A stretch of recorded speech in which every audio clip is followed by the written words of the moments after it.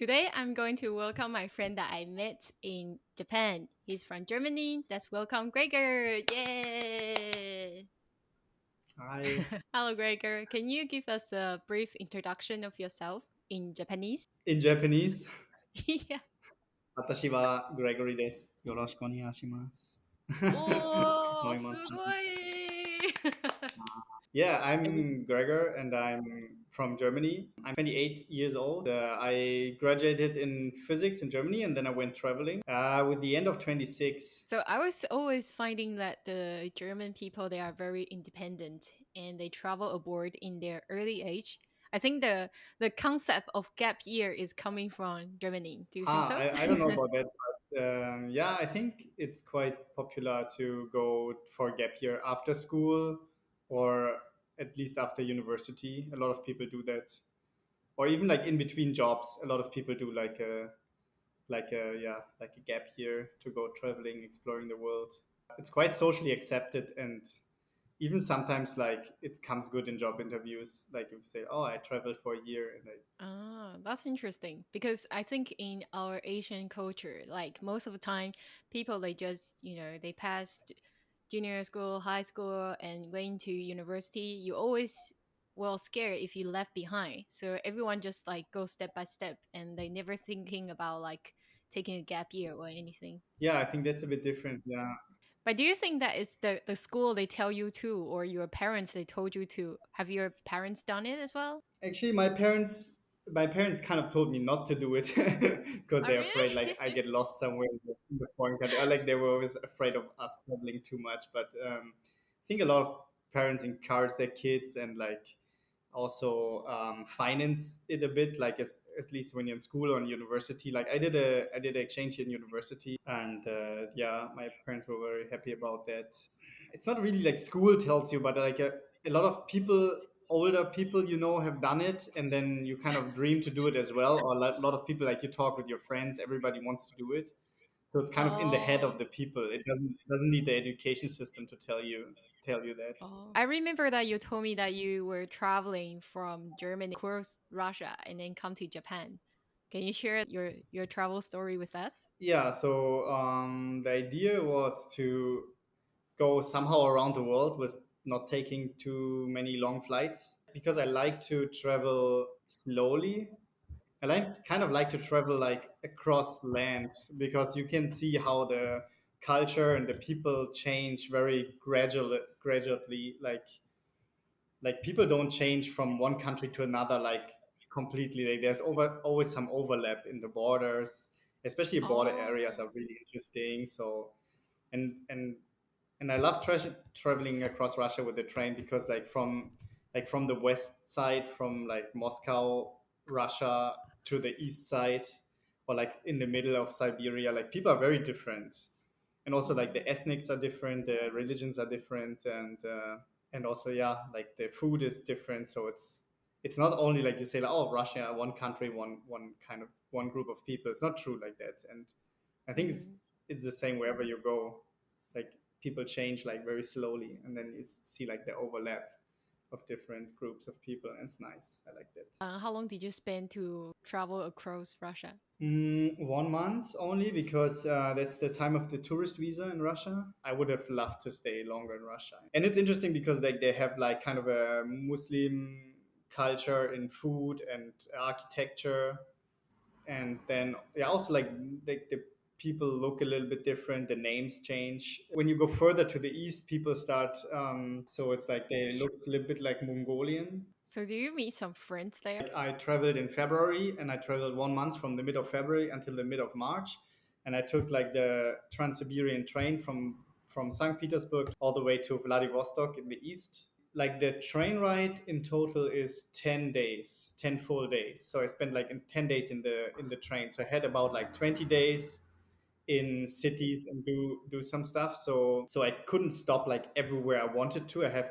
had kind of like a limited time of stopping. And I used couch surfing in Russia, which is really really big. Like for those who don't know couch surfing, it's a platform for travelers to meet local people in a city and also like stay in their home eventually.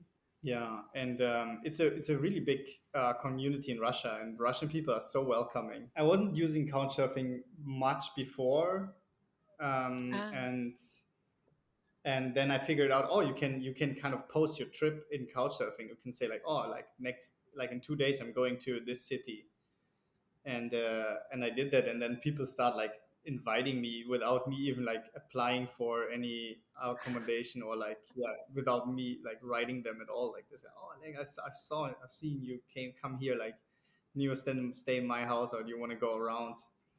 Yeah, it's really nice. since you arrived in Japan, I know you're like hitchhiking expert, even under like COVID time. Can you share like how did you manage to hitchhike around Japan? In the beginning I was like hiking around, just walking, because I thought like, oh, hitchhiking is not going to work, especially in the COVID time. And I thought like, okay, Japanese people are also like very um, like reserved people, so not too outgoing. So I thought like, okay, like hitchhiking is going to be super difficult here. So I didn't even try. Or I tried Uh, like a couple of times, and it actually worked, but I was still like thinking like, oh, this was just like a very like coincidence. And then I was traveling with a friend who hitchhiked a lot in South America, and he was like so positive about it. He was like, "Of course we're gonna hitchhike," and then yeah, and then it started to be like so easy. And even during Corona, there was like no problem at all to hitchhike. Like I think our average time to find a ride is between 10 and 20 minutes, well, that's so something like fast. that. When you were hitchhiking, how did you solve the problem about language or people they stop because they all speak English? Actually, most people who stop don't speak English. That's What? one of the other interesting things. Yeah, you would think like, oh, some people stop because they want to have an English conversation, and that was very few people only. Like most people, they don't speak English at all, and they usually ask first like, oh, do you speak Japanese? And then you say like, oh, I know chatto nihongo shabarimasu, and then they're like, oh, They're okay, better okay, than okay. me. Like they don't really, I don't know, they don't really, they ask the question, but they don't even care. Like even if you say like, oh, I don't speak Japanese, they just want to communicate like, where do you want to go? And that's actually how I learned most of my Japanese, like just during hitchhiking with like only Japanese speakers, because yeah, that's the way you learn the best, right? Yeah, I think like the people who take us, they are like just curious, like what are we doing there? Like most people said like, oh, you're the first hitchhikers we take, and I've never seen hitchhikers before, but everybody still knows about hitchhiking. We always made a sign and wrote like the next city in Yeah. kanji, like the Oh name of yeah. the city, and that kind of, I think that helps a lot. Like without a sign, you're some guy on the streets, and like they're a bit weird, but with the sign you kind of like identify you. It doesn't mean what's written on the sign. They always ask like, oh, Right. where do you want to go, even if you have a sign. But Oh. the sign just kind of like identifies you more as a hitchhiker, maybe. And I remember that before you shared a story when you were in Wakayama, when you traveling Yeah, down and there's an artist that you met. first time I came to Wakayama, I was doing the was it yeah I was doing the Kumano Kodo hiking tracks. It's like a very famous pilgrimage trail. There are like actually Yeah. 5 different trails, and like I was doing 2 of them. I think very popular among Germans because we like to hike. And then I came to Wakayama City, which is in Wakayama Prefecture, and I was just walking along a street, and then there was a woman like waving at me in front of her art studio, and I was waving back, and then she said, "Ah, you want a coffee?" And I was like, "Oh, okay, sure." And then she was sitting there with a Japanese guy who is a calligraphy teacher, and she's an artist, and she lived in New Zealand, so she has a really good English. Yeah, and then I just like started talking to them. We became really good friends, and I spent like a couple of days with them. It was amazing. Yeah, we did Yeah. some art together, some painting, some pottery, some calligraphy, some sketching. It was like, wow, it was a really good time. It was very like coincidental because like I was thinking I wanted to go to the other side of the city, and I kind of was too cheap to pay 300 yen for the bus, which is like $3. It's like, oh my god, I gotta work, and then I was starting to walk, and it's like a 5 kilometer walk or something, and I Yeah. still had a very heavy backpack, around 25 kilo, and I was like half the way I was thinking like, oh my god, why didn't I take the bus? And then like 5 minutes later, I met these people, right? And I was like, wow, like I'm so happy I didn't take the bus. Like, Yeah. Maybe like ever since then, you just believe that you shouldn't take any transportation, instead, just meeting people along the way. yeah, yes. Usually, like the more hard your situations, the nicer the people they are you meet. Like it's kind of always been like this. But the longer you wait for a ride, the cooler the people are you they take you. Yeah, Okay, I'm gonna it's put really this nice. quote here. Quote, Gregor. Yeah, it's the number one rule of hitchhiking. The longer you wait, the better the ride.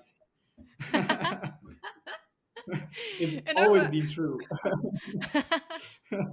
Like once we went like 2 hours in the burning sun, and then a guy in a Maserati took us. whoa. It was a pretty cool ride. Yeah, you never know Yeah. who's gonna stop next, isn't it? And then I Hmm. remember there's once that you say you sit in front of the Lawson or which convenience store, and people they give you a big pack of the like the energy drink. Do you remember? Oh yeah, that was in. That was also in Wakayama Prefecture. I think that was in Tanabe or Susami. There's a really small town. I was just sitting in front of a supermarket, and my backpack, as I said, it was really heavy. Yeah? And this guy was just like coming and giving me a huge bag of these energies packaged drinks, kind of Yeah. sports drinks, or like yeah, no, it was like energy drinks, and then um, like this jelly stuff, and the bag was maybe 2 kilos or something, and then he was already off before like before I could say anything but thank you. He was like on the scooter, and I was like, holy shit, like he thought like maybe I need some but he bought like it was like 15 drinks or something like that, like something crazy much. And then so I have this huge bag with like 2 kilos, and I was like, oh my god, what should I do with it? Like these drinks are expensive, they're like €2 each or something. So I was like, okay, I kind of have to take it, but it's like 2 kilo extra to my weight. So it was like every day I was like getting like, there was also some vitamin jellies and like kind of nice stuff. So I was every day I was like taking three of those. Yeah. But yeah, Yeah. that was Yeah, I interesting believe moment. there must have a lot because even when you get to Kyoto, you still have some left to share with us. Ah, yeah, did I? I just thinking like the people that are super super friendly and kind in Japan when you travel in terms of all Yeah. these things. So I've talked to some people here. I met actually some Japanese people who hitchhike as well, as like Yeah. also in Japan, but also in the rest of the world. Like one guy was hitchhiking a lot in Kazakhstan and also Europe, and they say like, oh, actually, like people everywhere, people have been so nice hitchhiking. Like also happened in Europe that people are very very nice. I Right. think the difference in Japan is that you really don't have to be worried about your safety. Like I Yeah. think in other countries in the world, you really have to check who's driving this car, and even then, you don't really know if the people have bad intentions. They can look totally normal, and yeah. So, but in Japan, you can just like totally relax, and I think also as a woman, it's pretty safe. Yeah, I guess in Taiwan it's very safe as well. We even have a Facebook group that is called Hitchhiking Around Taiwan. So before you say it's not even hitchhiking, it's like you told people tomorrow I'm going from where to where, can anyone pick me up? And Yeah, we have this in Germany, but you kind of pay the driver some money for the gas, and oh then like really? Uh-huh. it's kind of yeah, it's kind of a bit commercial now. Like but you also have like a rating system to prevent any danger and stuff. Yeah, it's called BlaBlaCar in Europe. I was like in Japan, like very surprised with the kindness of the people. Like everybody tries to help you when you ask for it. It's really nice, and then they try their best to help you. And also in Japan, if you don't speak Japanese, they still try to communicate and to understand what you want to say. Yeah. So I think in Europe might be, I don't know like how is it in Europe, but if you don't speak the language and the people don't speak English, they might say like, "Oh, I don't speak English, sorry," and then they go away. But here in Uh, Japan, they always try to figure out what you want, or like, and that's really nice. Like, You've done so much hiking in Japan. Which trail would you recommend? Yeah, I mean that's really hard to answer the question because like everywhere I went was really beautiful, but the number one hike I did was maybe across Yakushima. It's a small Yakushima. island south of Kyushu, or like in the Kagoshima prefecture, like so Yakushima. Yeah, um, it's famous for its old forest. Like the trees are like the oldest tree is about like 7,000 years. It's like not 100% clear how old it is, but 7,000. yeah, like most trees, like you walk through a forest and all the trees have like a 3 meter diameter or something. It's crazy, like some fairy tale or something. So you can. It's a national park and there's like very good hiking trails and there are like multiple trails so you can do like day hikes or whatever. So we did like a 3 day hike across the island and they have some cabins on the way. So Ah, we were with our hammocks. So we put like I think 2 days we put the hammocks inside a cabin. Just they have mhm. like some beds. Like you have to bring your own camping stuff. It's just basically like a shelter. You have to bring your own Okay. food, camping cook or whatever. But yeah, it's possible to do like a camping. And they ask us not to put the hammocks on the trees because the trees have like a moss on them, which is like everything is like protected there. So one day we were camping actually next to the biggest tree, and there's like a big there are like a big wooden platforms which kind of goes high above the ground, and they're also like covered by a roof. So it's everything like wooden platforms, and Yeah. there you could put the hammock like on like Did you see any wild animals there? yeah, you see a lot of wild animals. Like you see a lot of monkeys on the trail. They not that afraid of human. I think you have to Uh-huh. watch out a bit that they don't attack you. But a lot of monkeys, a lot of deers, and they also the monkeys and the Wow. deers. They kind of like hang out at the same places because the monkeys sometimes they drop the fruits and the deer eats the fruits they dropped. And also it's a nice island because it has some natural onsens by the sea, so you can Oh, after the hike we went like there's some onsens in the ocean, literally in the ocean. So some you can only go when it's a low tide. So high tide the ocean would cover the onsen, and the low tide like you sit in the onsen what? basically in the ocean. Yeah, it's amazing. That's So really cool. cool. And it's for Ah, free, right? It's like you yeah. don't pay entrance or anything. It's like this is like you sit there in the onsen, you're like, wow, this is like if that spot would be in another country, you would pay like so much money for to go there, but like it's just so on the countryside that yeah, it's free How and did there's you not that know many that there's people. an Yeah. onsen there? So Yakushima is a little bit touristy as well, so like there's information about that as well, but yeah, you can find it in the internet on Google Maps. It actually shows a lot of free onsens. They put them. There's a Facebook group. There's a Facebook group, yeah, which share a document, a Google Maps document, show Yeah. all the natural hot springs in Japan. Yeah, we Yeah. were basically hiking around chasing these natural hot springs. Like that's maybe my also like under the top three hikes like in Japan, like in Hokkaido, I would say is the next spot to hike. And there are so many natural hot springs. Like you just walk a little bit in the forest, or like you go like in the forest and then you find some natural hot spring.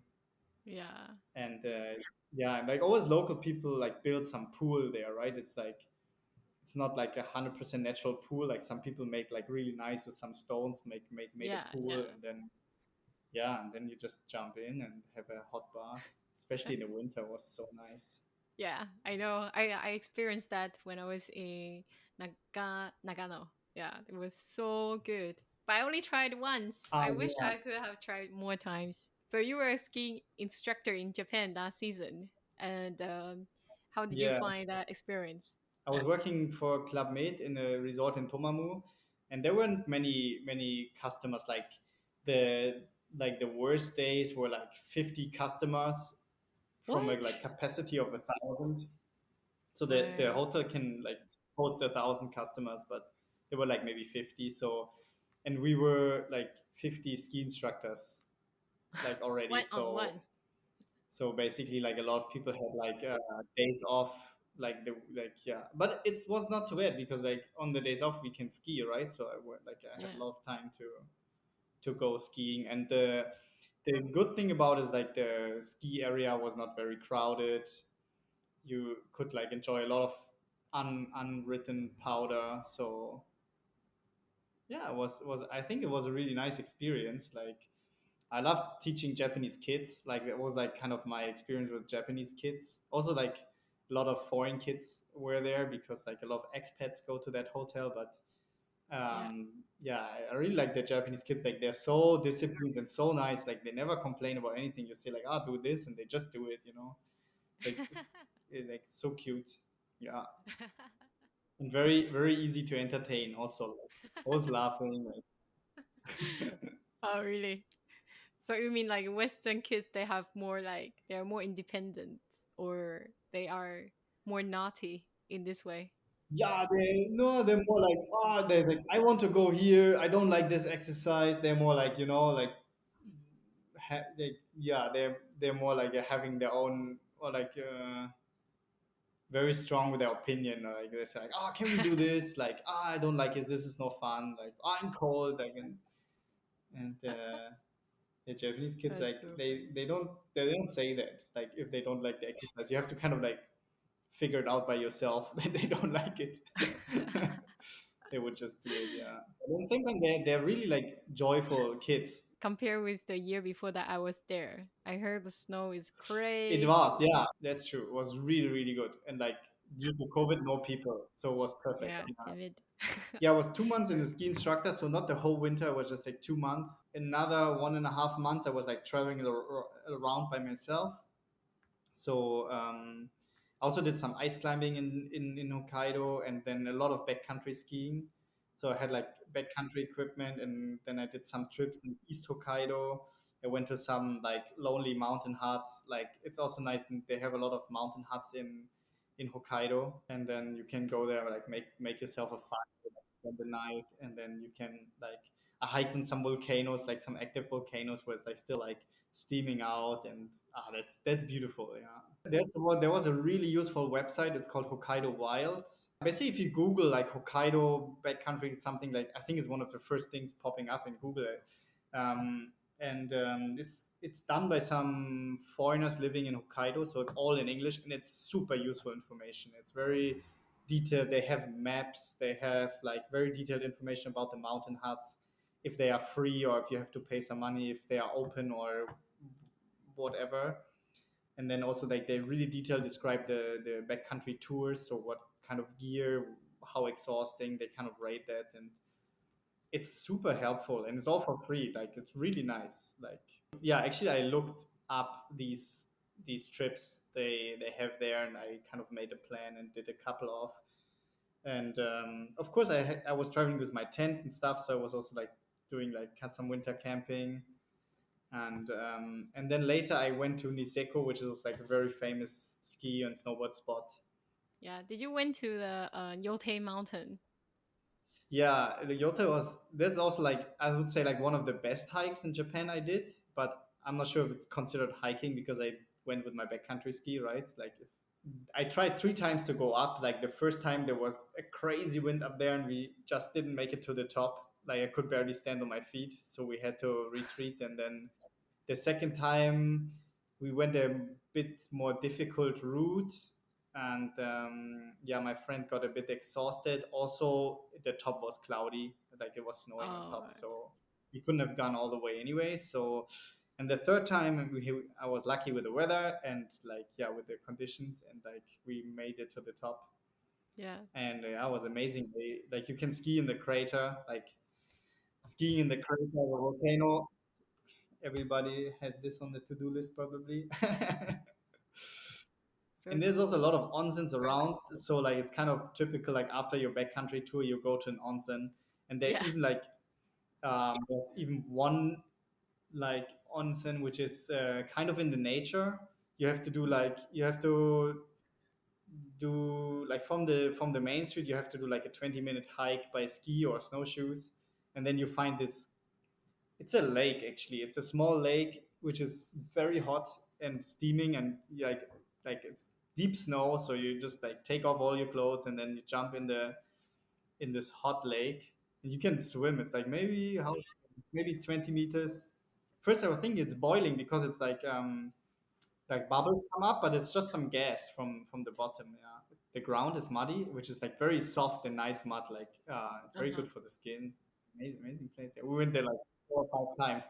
Like you can do some tours, even you can do some backcountry tours around this place, like on the mountains there, and then you could just ski down, do a stop Yeah. at the onsen, heat up, and you go back.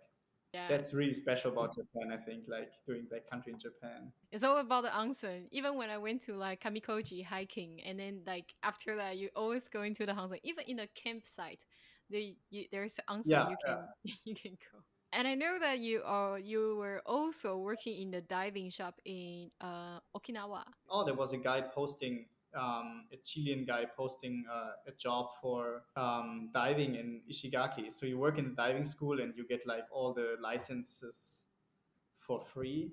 Oh That's my kind of like the god. deal. And I was like, oh, that sounds really interesting because like I wanted to do diving, but like diving is extremely expensive in Japan. Yeah. So I was thinking like, okay, I'm not gonna do diving in Japan, maybe some other time. And then yeah, and then this opportunity came along, and I was like, okay, yeah, I'm gonna do that. And so that's why then went to Ishigaki, and yeah, it was actually really nice. I thought I gonna like first I gonna have to work a lot, and then sometime they show me some diving. But actually, I was like diving every day from the beginning. So my instructor was from Chile, and he was a really skilled teacher and diver as well. So I could learn so much, and like I was diving up to 3 times a day, and Oh wow. sometimes even I woke up in the morning. I was like, oh, God, I don't want to go diving today. It's too much. Was the in the diving school was like all scuba diving, and also like we had different activities like snorkeling, just like going with a boat to some island or something like that. So it was not every day diving, scuba diving, sometimes snorkeling.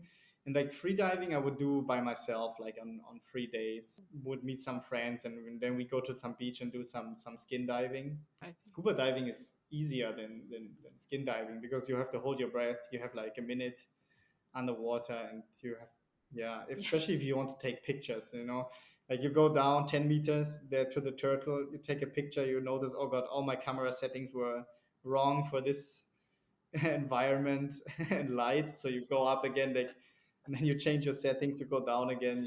It's a So cool. really lucky was really lucky opportunity because like in Ishigaki diving is it's so good. Like the reefs are so beautiful. You have mantas there.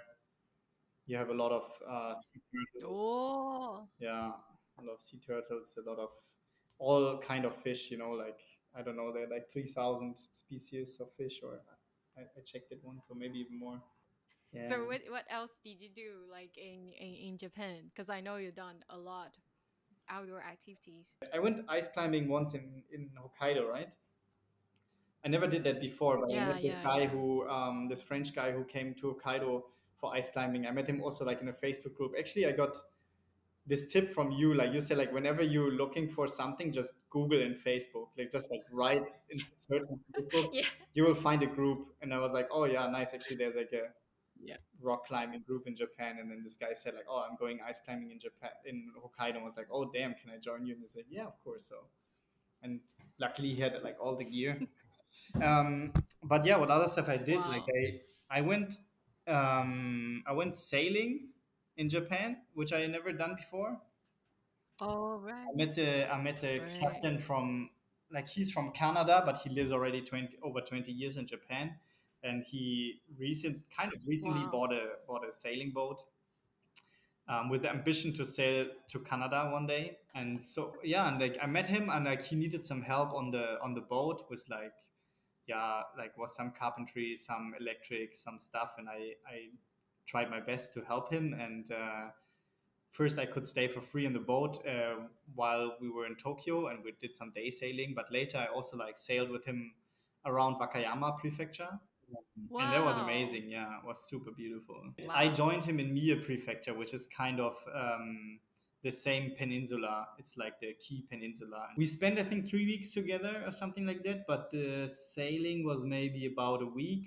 Yeah, we did like some stops. Mm-hmm. When it was raining, we just like would chill in the harbor town and go to onsens or like have some local food and stuff. Yeah, it was so nice. Have you ever feel tired that you don't want to travel anymore? And what did you do if you had Yeah, this kind of feeling? yeah, I had this feeling like maybe after 1 year, this feeling came, and I wanted to go home, but then I decided not to go because of COVID, and that was kind of the time when I went sailing then for like 3 weeks, and then I had this opportunity of in Ishigaki. In Ishigaki, I spent like 3 months in the same place, right? I was staying in the company's share house, and so it was a bit different than traveling. Maybe it was kind of like I was staying 3 months in the same place. I haven't done that Yeah, before, yeah. and that was kind of a nice change from being on the road, because I was kind of tired of carrying my backpack every day, hitchhiking every day, and also like going hiking every day. I was kind of like thinking, oh, why now I go this mountain or this volcano? Like it didn't feel as special anymore as it should be. So I was thinking, okay, I'm kind of a bit tired of traveling around. So the Ishigaki thing was really nice. It was a kind of like completely new experience, completely new environment, and kind of more like a job. So that was really nice. And of course, like yeah, after like now 1.5 years, like it's a bit tiring to travel, but it's also like I'm going home like in 2 weeks, going back to Germany. A good time. It's a good time Oh, to go back. Like yeah, like COVID is getting better. that's true. And you've been seeing so much already. Yeah, it's when I see like all the pictures, So, like yeah. I still like I have to process all this again, right? It's like it's been so much, and if I live through that again, like with the pictures, it's I mean, incredible. And like if I do more now, it's maybe Yeah. it's just like too much, you know. Yeah, it can be too much. So I think it's good to take a break. And It can be too much. probably when probably 1 week in Germany, I'm already thinking like, oh God, I want to travel again. But yeah, yeah, it's nice to get this feeling first, like get like the energy to travel again, and then go again. Yeah. Thank you so much for coming to our show, Gregor. And I hope you have a safe trip back to Germany. And hopefully we can meet again. Okay. Thank you.